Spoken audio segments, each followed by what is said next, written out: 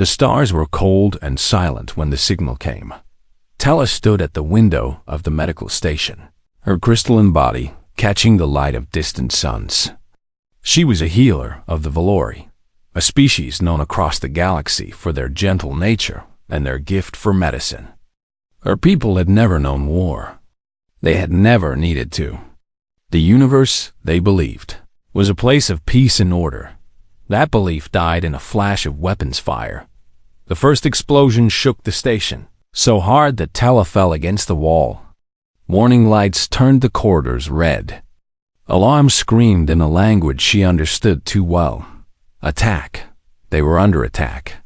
She ran to the command center, her body ringing like a bell with every step. The station commander, an old Valori named Oren, was already there. His light patterns flickered with fear and confusion. "Krath ships," he said. 3 dreadnoughts. They came from the dark zone. Tella felt her heart sink. The Krath Dominion. She had heard stories about them. They were slavers, hunters. They took living beings from peaceful worlds and sold them in markets beyond the reach of law. The Galactic Concordance, the great alliance of 87 species, had tried for centuries to stop them. They had failed. "Send a distress signal," Tella said. "Someone will come?" Oren looked at her with sad, flickering eyes. "To whom? The Concordance will debate for days before they act. By then, we will be gone." But Tella refused to give up. She pushed past him and reached the communication panel. Her fingers moved quickly, entering the emergency codes that would send their cry for help across the stars. The signal burst outward at faster-than-light speed, bouncing through relay stations and communication networks. Someone would hear. Someone had to hear far away, in a great hall on a world called Nexus Prime. The delegates of the Galactic Concordance received the message. The hall was vast, built to hold representatives from dozens of species. There were the tall, thin Eloi with their 4 arms and calm eyes. There were the Brindari, small and covered in soft fur, their voices high and nervous. There were the Tarathi, massive beings of stone and metal who moved slowly but spoke with great wisdom. And there were others, so many others, all gathered to maintain peace in a galaxy that sometimes forgot what peace meant. The Valori distress signal played on the great screen at the center of the hall. The message was simple. Medical station under attack. Krath raiders. 2,000 civilians. Please help. For a long moment, no one spoke. Then the LOI delegate rose. His name was Thel, and he was known for his careful words. "This is a tragedy," he said. "But we must consider our response carefully. The Krath are dangerous. If we send a fleet, we risk war. If we risk war, millions could die." The Brindari delegates squeaked in agreement. "We cannot act rashly. Let us form a committee. Let us study the situation." Study? The word came from the back of the hall, spoken in a voice that was calm but hard. "How long will your study take? An hour? A day?" The Valori do not have a day. The delegates turned to look at the speaker.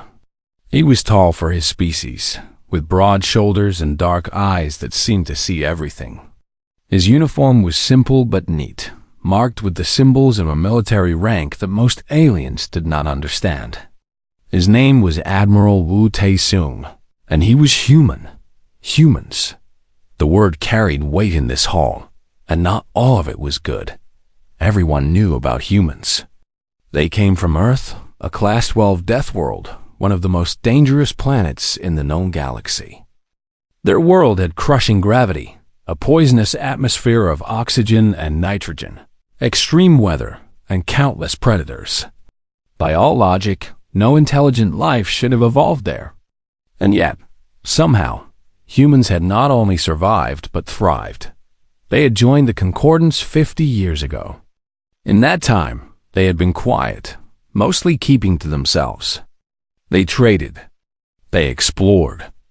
They asked questions about everything. but they rarely spoke in these great meetings. They seemed content to watch and learn. Until now. Admiral Wu stepped forward. The Concordance can debate. The Concordance can form committees. But while you talk, the Valori will be taken. They will be sold. They will suffer. He paused, letting his words sink in. Humanity will not wait. We will respond to this distress call.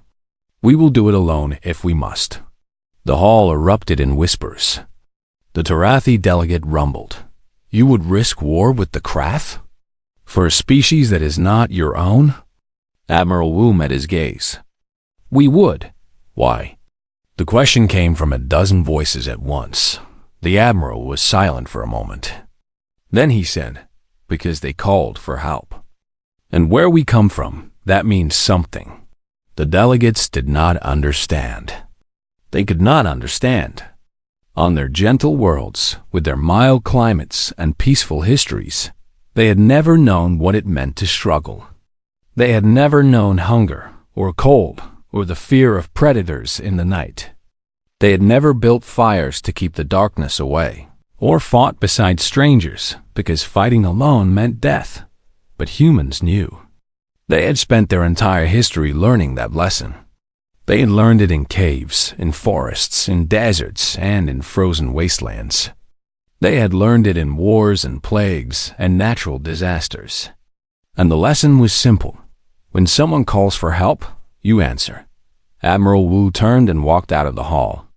Behind him, the delegates watched in stunned silence. On the medical station, the Krath had broken through the outer defenses. Their soldiers moved through the corridors, dragging Valori from their hiding places.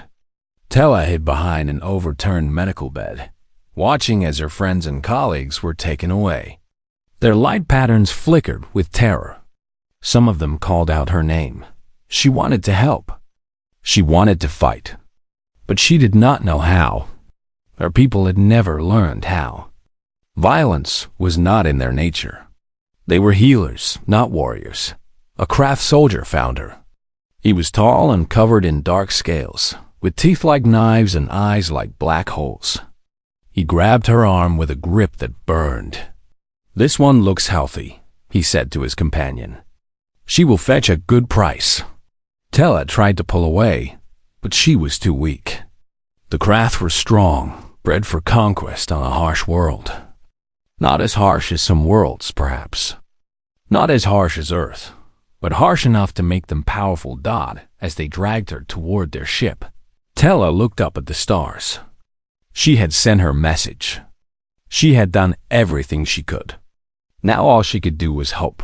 Somewhere out there, she prayed. Someone was coming.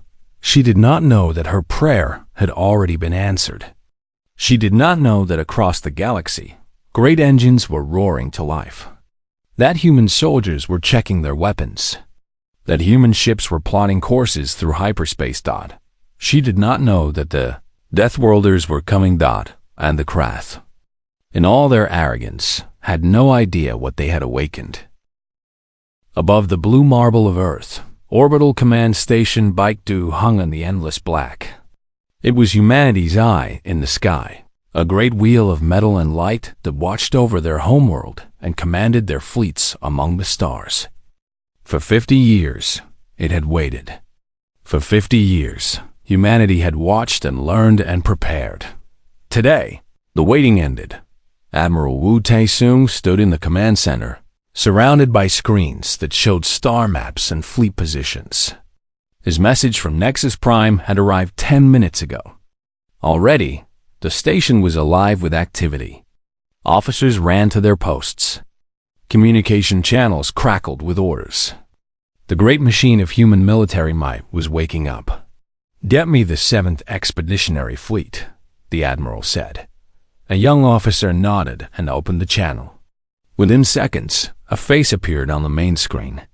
She was a woman in her 40s, with short black hair and eyes that seemed carved from stone. Her uniform bore the marks of a captain, and her name patch read Yoon Hana.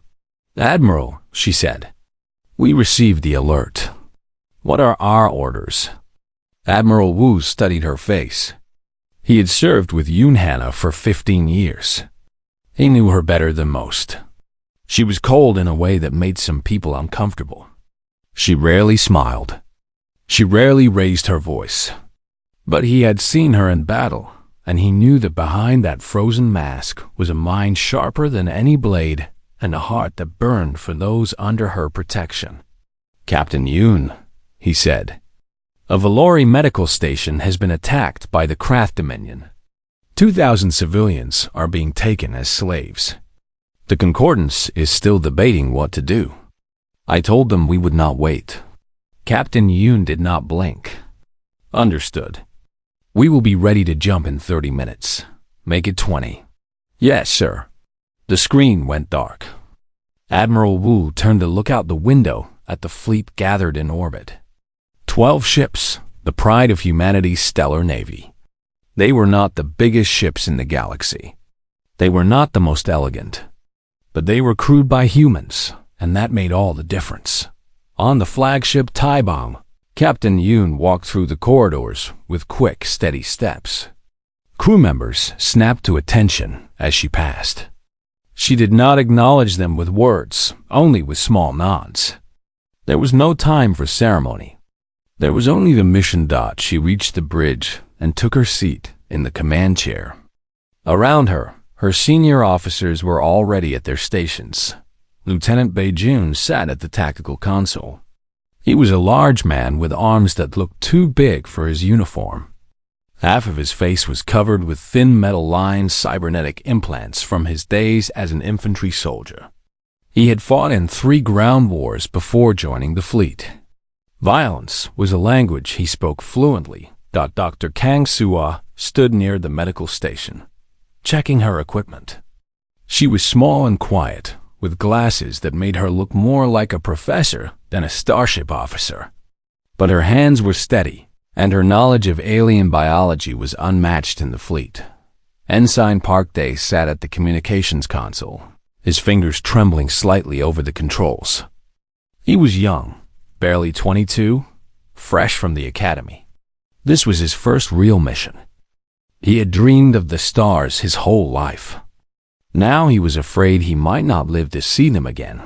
And standing near the exit, checking her weapons, was Sergeant Hanari. She was the leader of the ironclad Marines, the best soldiers in the human fleet. Her body was covered in scars that her armor could not hide. Her eyes were the eyes of someone who had seen too much death and learned to live with it. Captain Yoon looked at each of them in turn. They were different in many ways.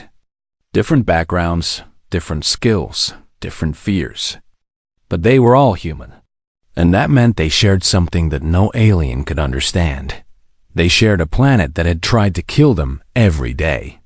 They shared a history written in blood and fire. They shared a stubbornness that refused to die, no matter how hard the universe pushed. "Listen carefully," Captain Yoon said. Her voice was soft, but it carried to every corner of the bridge. "In a few hours, we will face the Krath Dominion. They are slavers. They are killers. They believe that the strong have the right to take from the weak." She paused, letting her words sink in. "They are wrong. Strength is not about taking. Strength is about protecting. The Valori cannot fight. They cannot run. So we will fight for them. We will be their shield. We will be their sword. And when this is over, we will bring them home." Lieutenant Bei cracked his knuckles. "About time we got to do something." Dr. Kang adjusted her glasses. "I have prepared medical supplies for alien physiology. The Valori have crystalline bodies. They are fragile. We must be careful when we treat them." Ensign Park swallowed hard. "Captain, what if we are not strong enough?" Captain Yoon looked at him. For a moment, something softened in her eyes. "Then we will be strong enough anyway. That is what humans do." The fleet jumped into hyperspace. The stars stretched into lines of light and then vanished into a swirling tunnel of color and energy. They had 6 hours before they reached the medical station. 6 hours to prepare for war.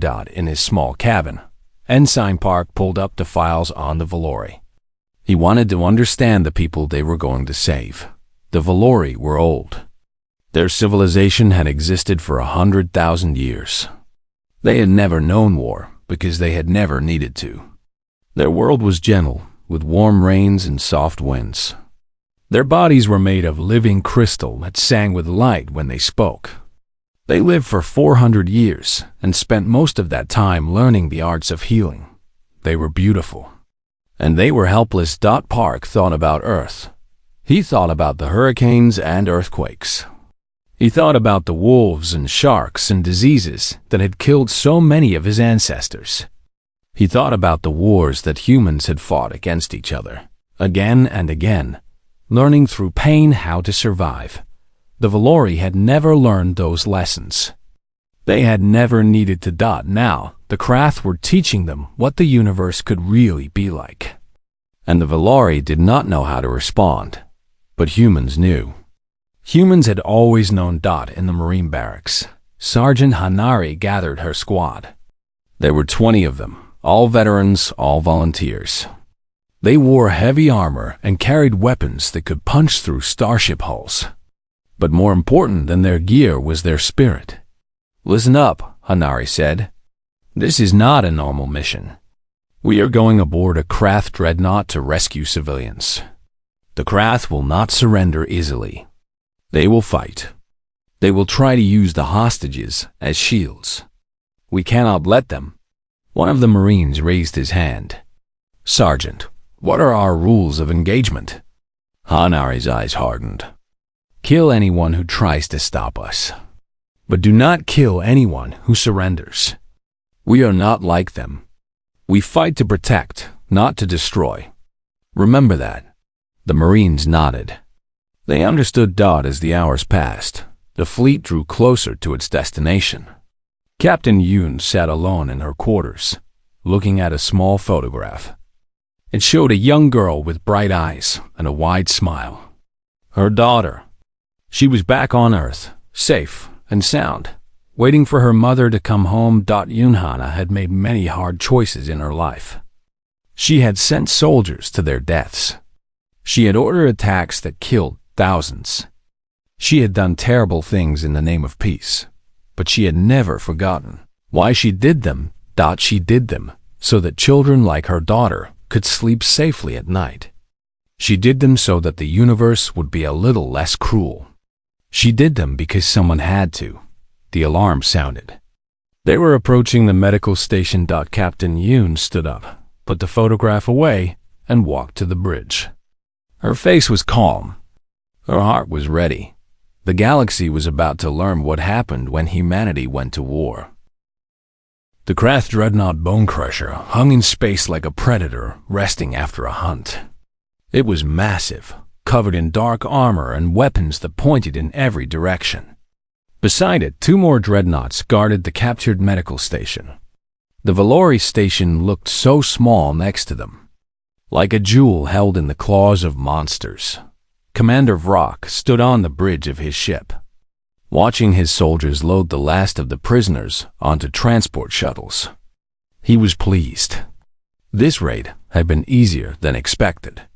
The Valori had not even tried to fight. They had simply cried and begged. Pathetic creatures. They would make excellent slaves. "Commander," his sensor officer called out, "I am detecting gravitational disturbances. Something is approaching through hyperspace." Vrock turned. "The concordance?" "Unknown, Commander. The signature is strange. I have never seen anything like it." Vrock laughed. "Probably some merchant convoy lost in the dark. Ignore it. Continue loading the prisoners." But the sensor officer did not look away from his screen. His scales had turned a lighter shade, a sign of fear among the Krath. "Commander, you should see this." Vrock walked to the sensor station. What he saw made him pause. 12 ships were dropping out of hyperspace. They were smaller than his dreadnoughts, but they moved with a speed and precision that was unsettling. Their hulls were painted in colors he did not recognize. Their weapons were already powering up. "What species is this?" Vrock demanded. The sensor officer checked his database. "Human, Commander. They are from a world called Earth." Vrock relaxed. "Humans? Those weak creatures from the Concordance? I have heard of them. They are small and fragile. They breathe poison and live on a world that should have killed them long ago." He laughed again. "Let them come. They will learn what happens to those who challenge the Krath." But even as he spoke, he noticed something strange. The human ships were not slowing down. They were not forming defensive positions. They were charging straight at his fleet, weapons blazing. On the bridge of the Taibang, Captain Yunhana sat perfectly still in her command chair. Her eyes were fixed on the main screen, which showed the 3 Krath dreadnoughts and the captured station. Around her, the bridge crew worked in focused silence. "All ships report ready," Lieutenant Bay said. "Weapons charged. Shields at maximum. Open a channel to the Krath flagship," Captain Yoon ordered. Ensign Park's fingers flew over the controls. "Channel open, Captain." Yunhana leaned forward slightly. "Krath vessel. This is Captain Yunhana of the Earth Stellar Defense Corps. You have attacked a civilian station and taken innocent people as prisoners. You have one chance to release them and withdraw. If you refuse, we will destroy you." For a moment, there was silence. Then, a face appeared on the screen. It was Commander Vrock, his black eyes gleaming with amusement. "Little human," he said. "Do you know who you are speaking to?"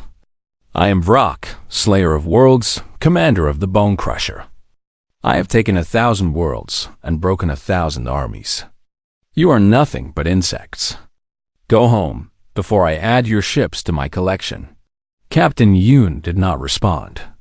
She simply looked at him with those cold, steady eyes. Vrock's amusement turned to anger. "You dare to threaten me? Watch what happens to those who waste my time." He gestured to someone off-screen. A moment later, a Krath soldier dragged a Valori into view. The Valori was young, barely an adult by their standards. Its crystalline body flickered with fear. Vrock pulled out a weapon and, without hesitation, shot the Valori. The young alien fell to the ground, its light going dark forever. On the bridge of the Taibang, Ensign Park gasped. Dr. Kang closed her eyes.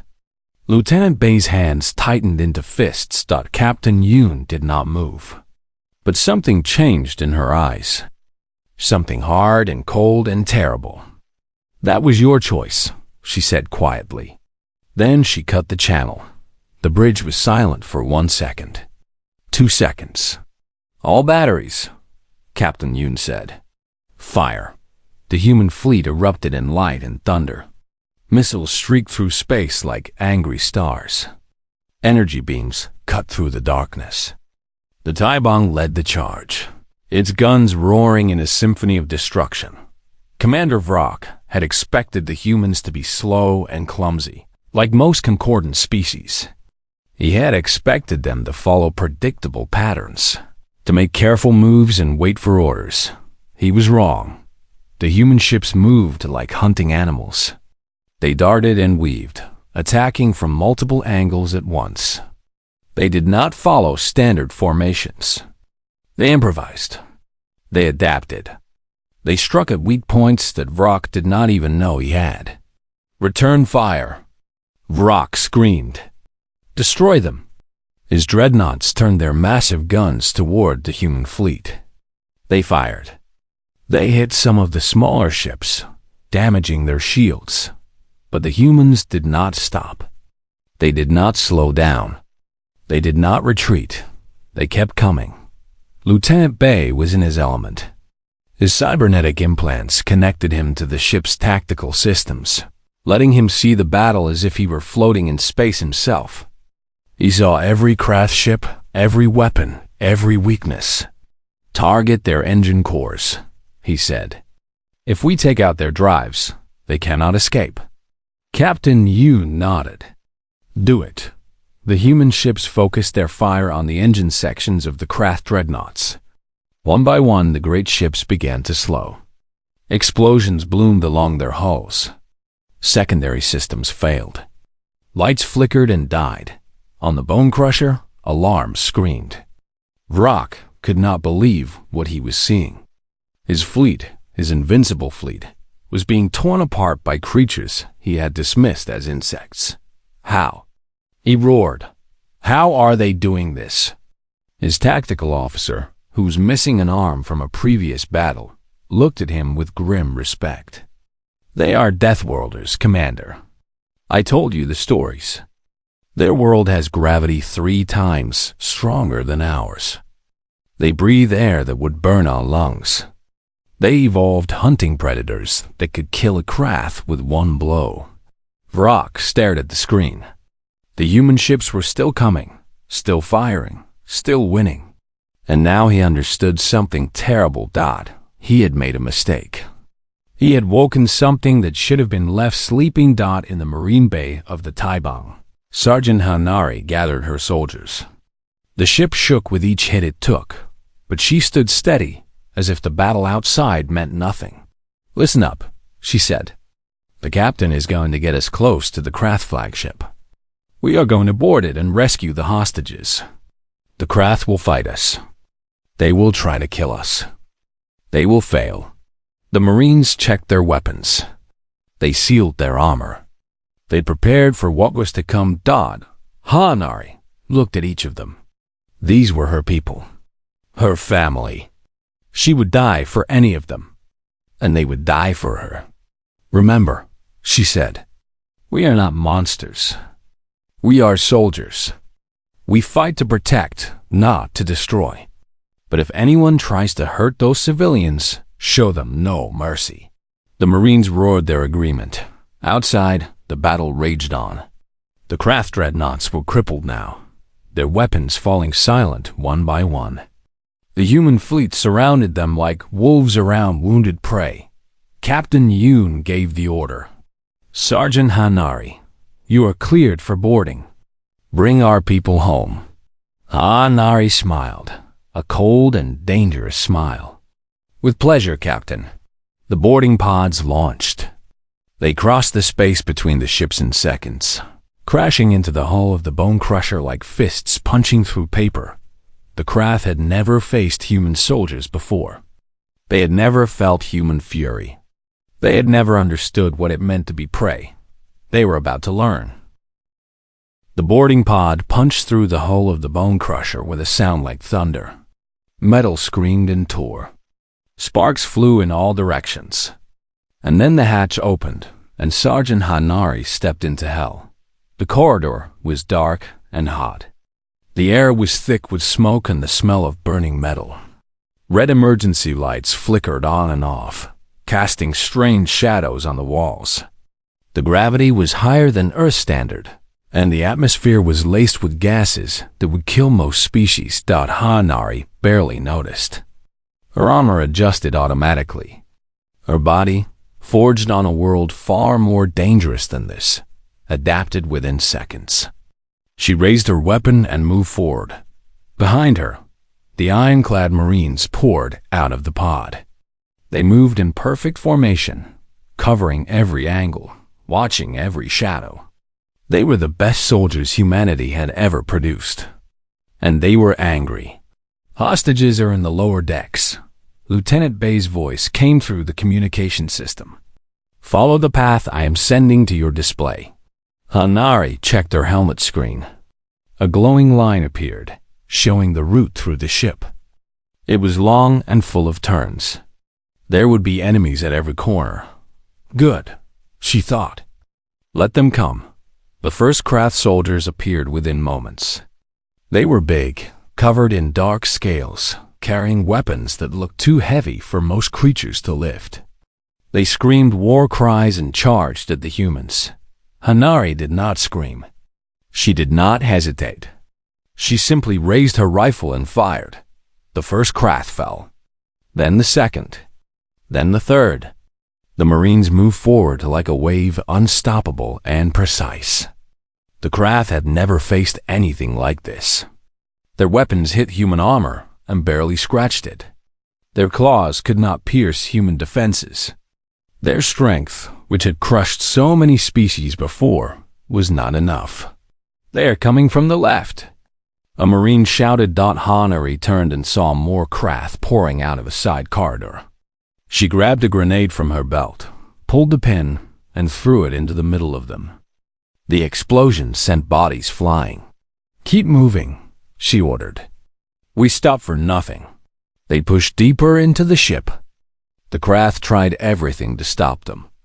They set traps. They collapsed corridors. They turned up the heat and lowered the oxygen. Nothing worked. The humans adapted to everything. They climbed over rubble. They held their breath through toxic zones. They marched through fire as if it were rain. A young Krath warrior jumped out from a doorway, firing wildly. One of his shots grazed Hanari's shoulder, burning through her armor and scorching her skin. She did not slow down. She crossed the distance between them in 2 steps, grabbed his weapon, and ripped it from his hands. He stared at her with wide, terrified eyes. He was young, she realized. Barely an adult. For a moment she looked at him. In his eyes she saw fear. Real fear. The kind of fear that prey feels when it realizes the predator is too strong to fight. She could kill him. It would be easy. One blow, and he would be gone forever. Instead, she hit him once, hard enough to knock him unconscious, and moved on. The other Marines saw what she did. They understood. They were not here to destroy. They were here to save, but that did not mean they would show mercy to those who kept fighting. On the bridge of the Taibong, Ensign Park monitored the Marine team's progress. His hands were shaking, but he forced himself to focus. The hostages were counting on them. He could not afford to make mistakes. "The Marines have reached the holding area," he reported. "They are breaching now." Captain Yu nodded. "Dr. Kang, prepare your medical teams. The moment the hostages are secure, I want you aboard that ship." Dr. Kang was already moving. She had assembled a team of medics, all trained in alien physiology. They carried equipment designed specifically for treating Valori injuries. The crystalline bodies of the Valori were fragile and complex. One wrong move could shatter them like glass. "We are ready," Dr. Kang said. "Tell us when." In the holding area of the Bone Crusher, 200 Valori prisoners huddled together in fear. Their light patterns flickered weakly, dim with despair.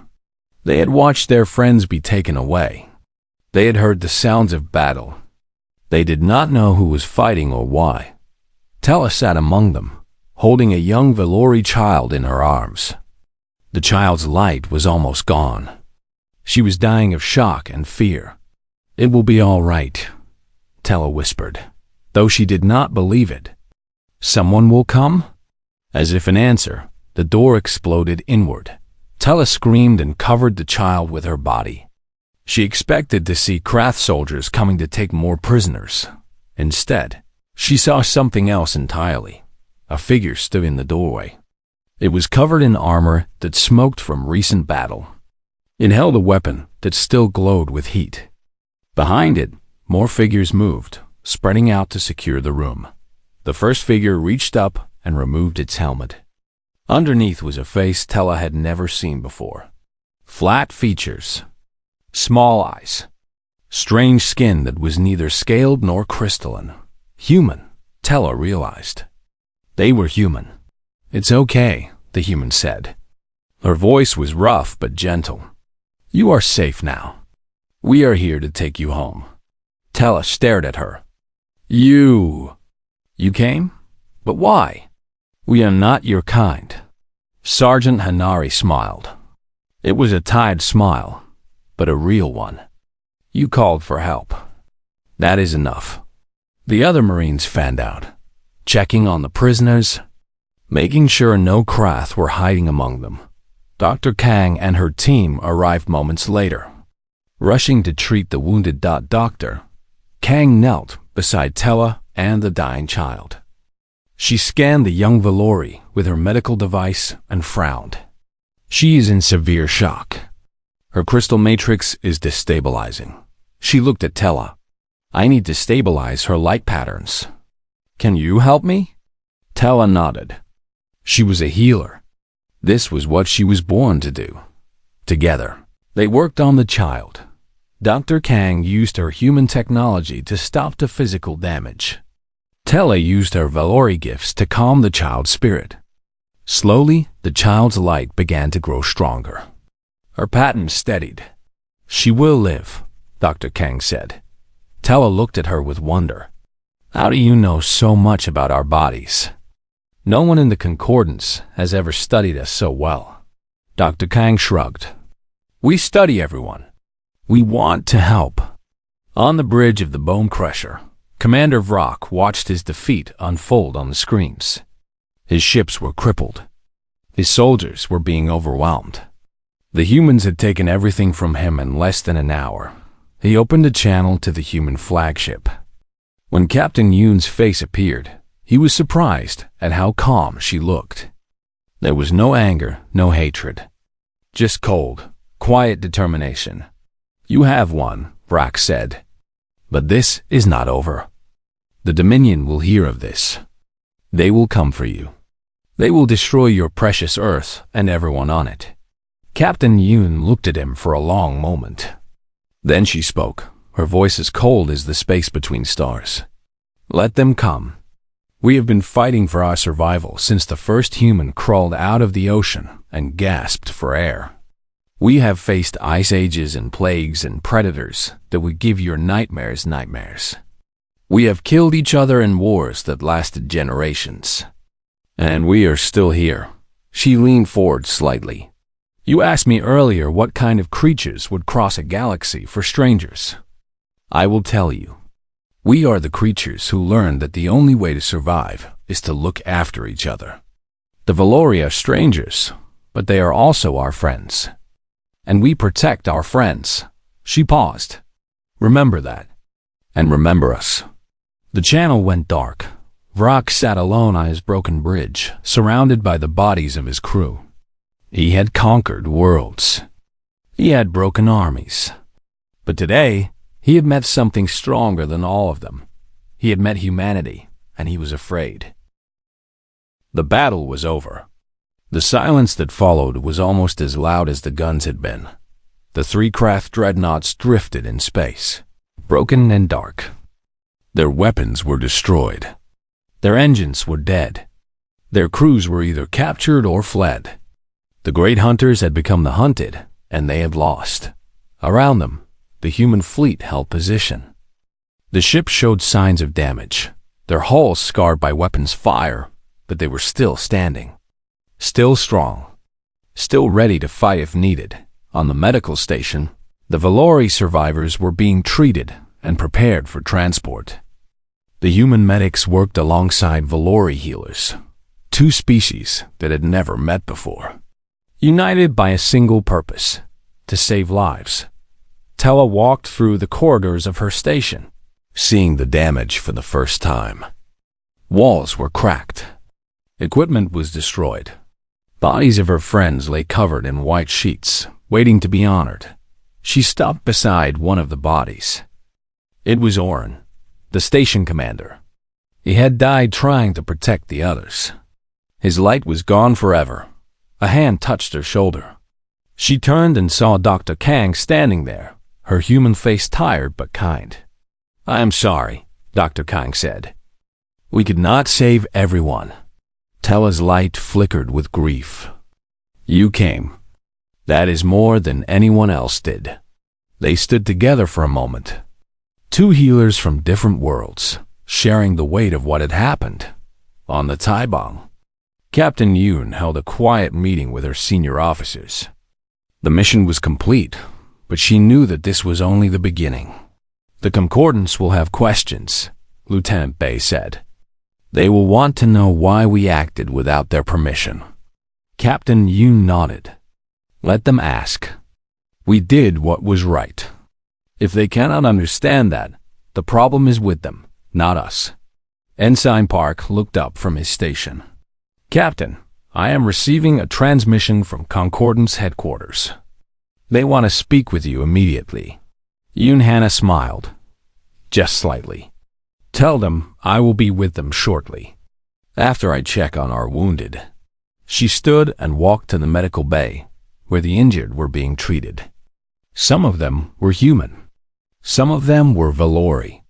They lay side by side, cared for by the same doctors and nurses. One of the human soldiers, a young Marine with a bandage over his eye, looked up as the captain approached. "Ma'am," he said, "are the aliens okay?" Captain Yoon looked at him. He was barely older than Ensign Park. He had been shot 3 times during the boarding action. And his first question was about the people they had saved. "They are okay," she said. "Because of you." The soldier smiled and closed his eyes. Captain Yoon stood there for a moment, watching her people, watching the aliens they had saved. This was why she fought. This was why she endured. This was why she kept going, even when the cost was high, because it mattered. At Concordance headquarters, the delegates gathered to watch the recordings of the battle. They saw the human fleet drop out of hyperspace. They saw the craft dreadnoughts fall. They saw human soldiers march through fire and poison. They saw human doctors treating alien patients, and they did not know what to think. The LOI delegate was the first to speak. "This is unexpected. We believed humans were dangerous. We believed they were violent. But this..." The Brindari delegate trembled. "They crossed the galaxy in hours. They defeated the Krath in minutes. If they wanted to, they could destroy any of us." The Tarathi delegate rumbled thoughtfully. "And yet, they did not. They came to save, not to conquer. Perhaps we have misunderstood them." The Valori ambassador rose from her seat. Her crystalline body caught the light of the hall, and her voice rang with emotion. "For centuries, we have called humans Deathworlders, as if it were a curse. We looked at their world, a planet of storms and predators and disaster, and we thought they must be monsters. How could anything good come from such a terrible place?" She paused, letting her words settle. "Today, I understand what it truly means to be a Deathworlder. It means that every day of your life is a battle. It means that survival is never guaranteed. It means that you must be strong, or you will die." She looked around the hall, meeting the eyes of every delegate. But the humans did not become cruel. They became strong so that they could protect the weak. They came to our station, not for reward, not for glory, but because we called for help. They fought for us. They died for us. And they asked for nothing in return. The hall was silent. Admiral Wu Tae-sung stepped forward. He looked older than he had before, as if the weight of the day had aged him. But his voice was steady. "Humanity does not seek war," he said. "We have had enough war in our history. We know what it costs. But we will not stand by while innocent people suffer. If someone calls for help, we will answer. That is who we are." He looked at the Valori ambassador. "Your people are safe now. We will help you rebuild your station. And if anyone threatens you again, we will come again." The ambassador's light pattern shifted to something bright and warm. "Thank you," she said. "Thank you." Back on the Taibang, the fleet prepared to return home. The rescued Valori were aboard, along with the wounded and the dead. It had been a long day, and everyone was exhausted. Sergeant Hanari sat alone in the observation deck, looking out at the stars. Her armor was off, and she wore simple clothes. The scars on her arms were visible, marks from a lifetime of battles. The door opened, and Ensign Park walked in. He hesitated, then sat down beside her. "Sergeant," he said, "can I ask you something?" Hanari nodded. "Why did you spare that Krath soldier?" "The young one. You could have killed him." Hanari was quiet for a moment. Then she said, "Because killing is easy. Living with what you have done is hard. I have killed many people. Some of them deserved it. Some of them did not. But every time, a piece of me dies with them. She looked at Park. We are not monsters. We are soldiers. We fight because we have to, not because we want to. The moment we start enjoying it is the moment we lose ourselves. Park nodded slowly. I was afraid today. I thought I might die. Everyone is afraid, Hanari said. Bravery is not the absence of fear. It is doing what must be done, despite the fear. You did well today. Remember that. In her quarters, Captain Yoon opened a communication channel to Earth.